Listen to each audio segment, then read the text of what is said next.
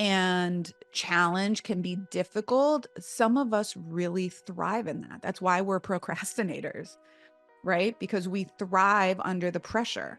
That's why so many of us survived COVID, because we thrive under the pressure. And that's how we are, that's where we really step into our.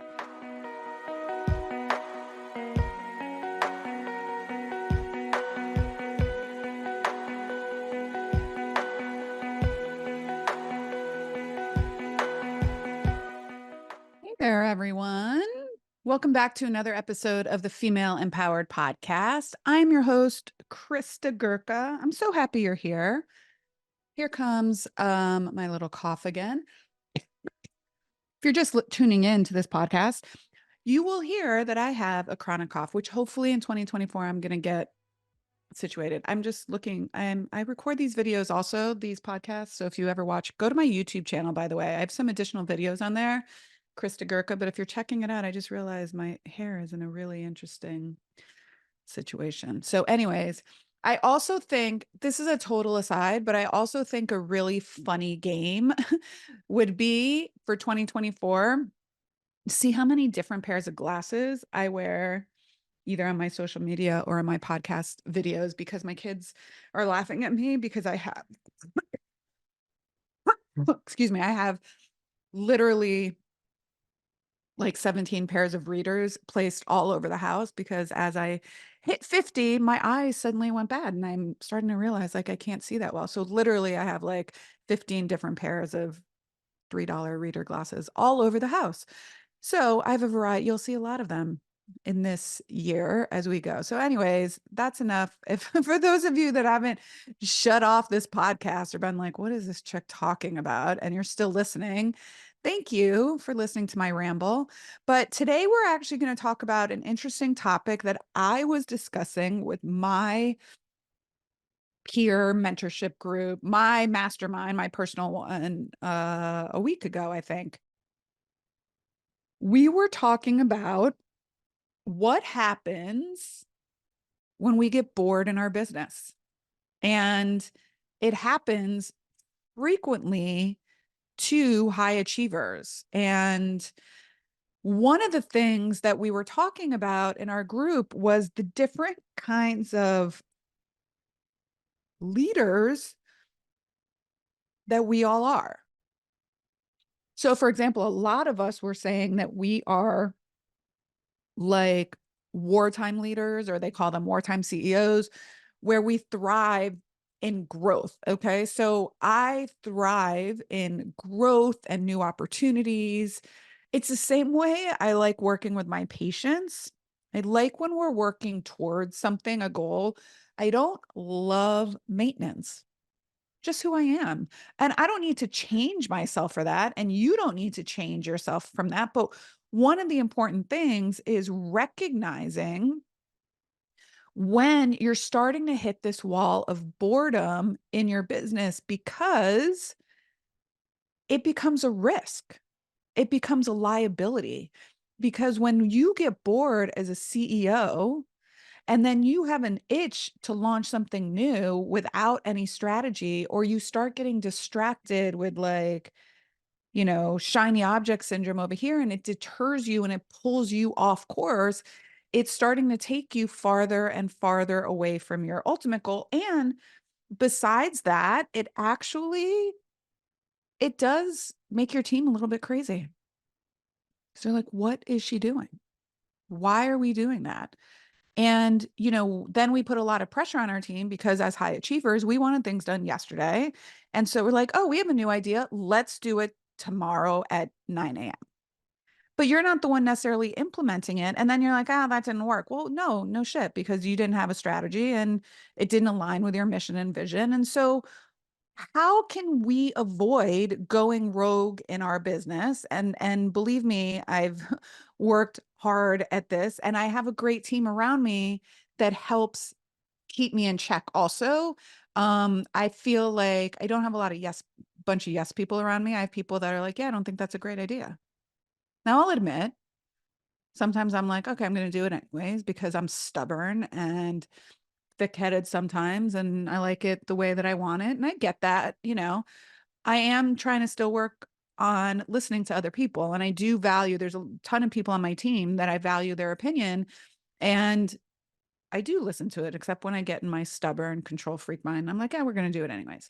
So, but one of the things, so most of us in this industry, most of us that are business owners, that are entrepreneurs, especially when we just were like, hey, I'm going to start a business without really knowing, we're really high achievers. We're high achievers. We're perfectionists. We're go-getters. We are hustlers. We're grinders. We will figure it out. And what leads to boredom for us is when we start getting into like the monotony and the stagnation of our personal and professional development, and it basically starts to create this like misalignment between our strengths, which is growth and projects and vision and creating new ideas, and our job responsibilities. So how do we work on that as owners? Okay, so let's first talk a little bit about why we see boredom in our business as high achievers. Okay, so these are some reasons why you might be experiencing boredom. So number one is there's a lack of challenge. And even though stress and challenge can be difficult, some of us really thrive in that. That's why we're procrastinators, right? Because we thrive under the pressure. That's why so many of us survived COVID, because we thrive under the pressure. And that's where we really step into our power, right? So we thrive on challenges and the process of overcoming them. Like I said, like going through COVID, right? So when our work environment fails to sufficiently challenge us and it becomes routine, we feel unstimulated. And then that's when we're like, oh, let's do this. Well, we shouldn't necessarily do that in our business just to kind of quell our need for challenge. Maybe there's a way we can find challenge elsewhere, right? Another, going in line with that, like if our skill set is being underutilized, it's where we really like, we don't love it. And so I'll give you a perfect example. I worked with a client. I think I will always remember him. It was probably 4 or 5 years ago. And, my sessions for Pilates are like, I think at the time they were just, like $150, $200 an hour for Pilates. Right. And so basically like a personal trainer for $200 an hour. And he used to come in and he used to just always be like, no, I don't want to do that. Yeah, I don't want to do that. No, I just want to do this. And like we literally just worked on footwork, maybe some arm work, mermaid, feet and strap. Like sometimes he didn't even want to do feet and straps. So we did like the same 7 exercises. And I was like, I can no longer do this. I can no longer use my brain because it wasn't stimulating for me. I wasn't using my brain. I like to use my brain to figure out puzzles, to figure out how I can really improve and optimize someone's performance and whatnot. And so I was just like, I can't do this anymore. And it's the same in our business. So it's why when we're doing these little ticky tack tasks, we get irritated and burnt out and overwhelmed, is because we're underutilizing our skill set. We are not stepping into our true value and our true zone of like excellence, not even zone of genius, but zone of excellence. Okay. So if you ever read The Big Leap, it's a really good book. So anyways, when we have these, we like common things like creating graphics, maybe, unless that's really, you love that creative outlet, or answering emails, or doing like, there's things that are just ticky tack stuff. Now, there are some things in business that are boring and we just have to do, or we can delegate them out. Like I used to hate doing payroll. So guess what? I don't do it anymore. I have someone on my team that does payroll and she's really great at it. Okay. Same thing with repetitive tasks. Repetitive tasks sometimes are underutilizing our skill set, and we will tend to get bored with that. Like how I got bored with this client. I did the same 7 exercises twice a week, and I literally was falling asleep during the session. Okay. When we feel like we are not growing as a person or professionally is when we get bored. And that's when sometimes we can go rogue and we can really break our business. So basically, the underlying theme is that we as high achievers have an overemphasis on achievement. All right. And so when we get to the point that we've achieved this, what we usually do is try to achieve the next thing. And we keep moving goalposts. We keep moving the goalpost. And what does this lead to? So when these kind of things left unchecked, they can lead to a total decrease in productivity and engagement, which means we kind of feel checked out because um we're just checked out, right? And we're not feeling productive and we start procrastinating. I don't want to do that. I don't want to do that. It could lead to burnout, right? It could lead to um career dissatisfaction and being like, I don't want to go do something else. It's like how we see people that jump from career to career to career or job to job to job. They just need to be more stimulated. Okay. So some of the ways that I think we can combat this risk in our business is a few of the following. So I'd love to give you some examples of how I've been able to combat this in my own business. And maybe some of them will resonate with you. If, by the way, you're like, I don't know, I'm not bored at all, I'm just under pressure, like you might be bored one day. And so maybe you just come back to this episode and listen to it again. So some of the things, if left unchecked, they really could affect not only your business, but your team, your leadership, your interpersonal skills, your professional development, your home life. And so I want to share with you some things that might help. Well, one, stop doing tedious tasks. Delegate those out. You can delegate them or you can delete them altogether. Maybe they don't even need to be a part of the process anymore. So how do you delegate them? You can get a VA, right? We have some great referrals to virtual assistants. You can have somebody on your team, an admin person, do them. Um, you can ask a manager, an instructor. There's a lot of ways you can um, delete or delegate tedious tasks so that you are no longer doing them, right? The Pareto principle, you should be spending 80% of your time on the 20% of tasks that are going to drive the business forward. You can pursue passion projects without doing like, shiny object syndrome. So you can do passion projects maybe outside of work, or maybe you create another revenue stream that aligns with your current business model that will really light you up again. So it's like what I did when we created our teacher training program, right? What I did when I created this mentorship and consulting portion. I'm very, very passionate about helping women create, run, grow sustainable businesses that are going to produce profit for them. So I really love it. And I've learned to delegate other things in the operations of Pilates in the Grove so that can also be successful as well.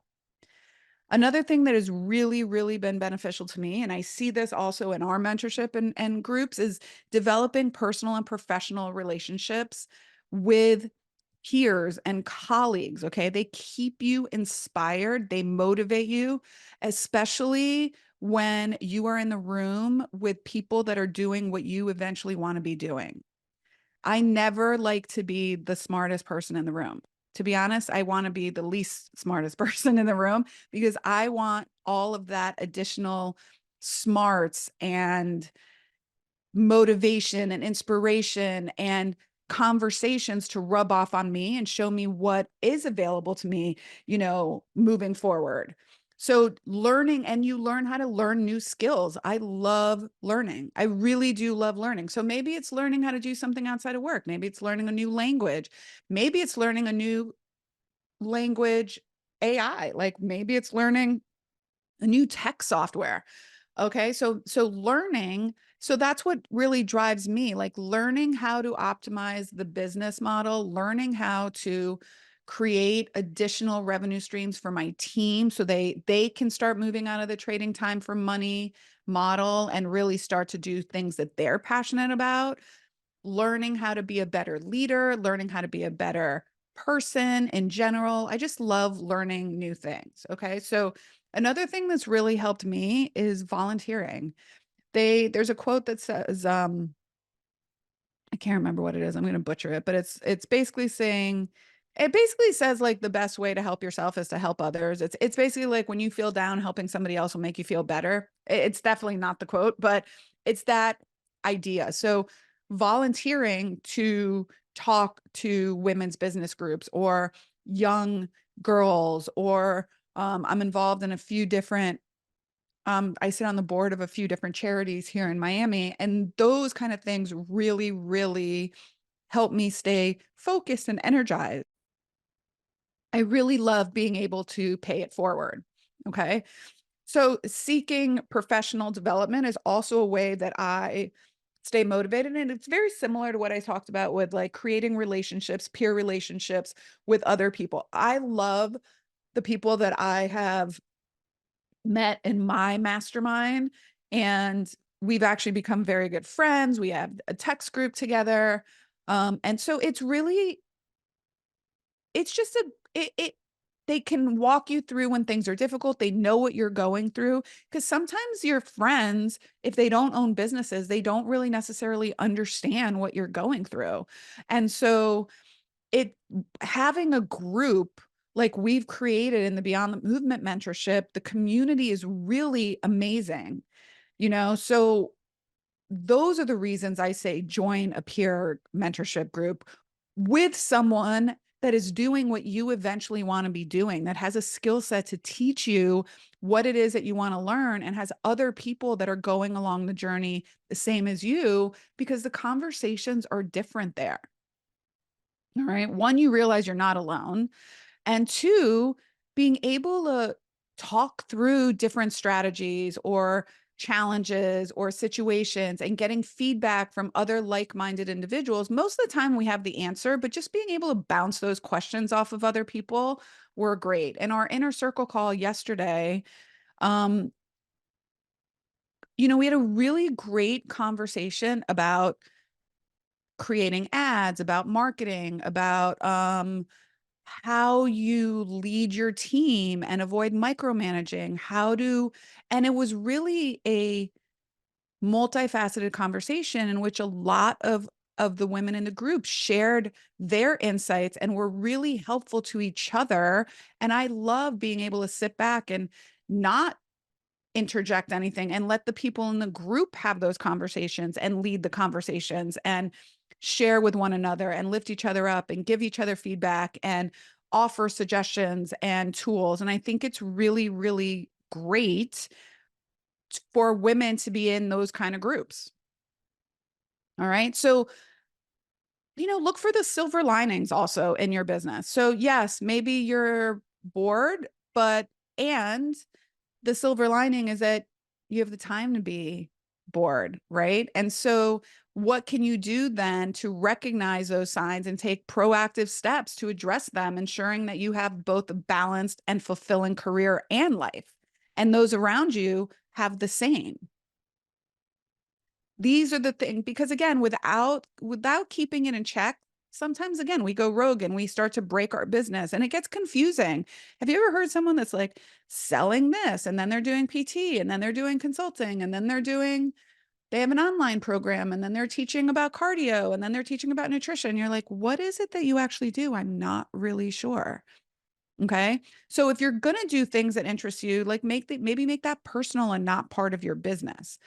So working on your mindset and how to think about these things and how to recognize if you're doing this because you're bored, if you're trying. And the other thing is, I do think that some of the reasons we get bored is because some of us really wholeheartedly believe that to be successful, work should be hard. And so if we're at a point that work is not hard, we try to like sabotage ourselves and break the business so that it seems harder. So we are making it harder on ourselves because we have this internal belief subconsciously that, well, if it's not hard, I'm not doing it right.